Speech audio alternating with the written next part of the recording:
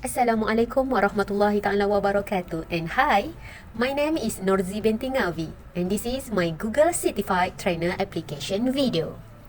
I am currently lecturer at College Community Bentong, Pahang, Malaysia. I'm working as a lecturer since 2011 until now. I'm also hold position as an Industry and Alumni Relations Officer. To teaching and learning session, I have been to using Google Workspace in many other aspects in my area as an educator. As an educator, I always to get opportunity to gain more knowledge and skill on how to conduct teaching and learning session by using Google Workspace.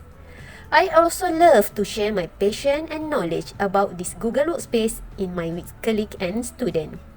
Being a JCT can give me the creativity to coach others. Okay, now I'm going to show you ways that you can use Jamboard as an interactive whiteboard in your teaching session. You can find Jamboard by going to jamboard.google.com, or you can click Google Apps, scroll down and click Jamboard icon. You can click at the button right to create a new Jamboard. And then create a Jamboard name.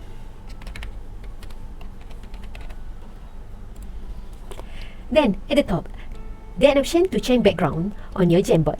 It will be blank, dotted line, line paper, or graph. Or you can add different color to the background. On the left hand side, you will see the different option. The first tool is the pen tools. There's some different types of pen as well as different color for interactive whiteboard.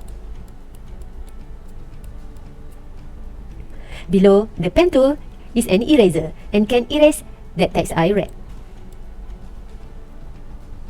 Below the select tool is sticky note. You can choose from different color of your sticky note and add some text.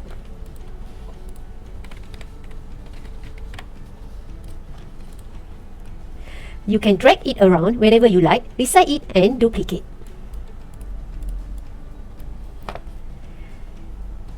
And there also a laser tool that you can use to point a different place on your screen.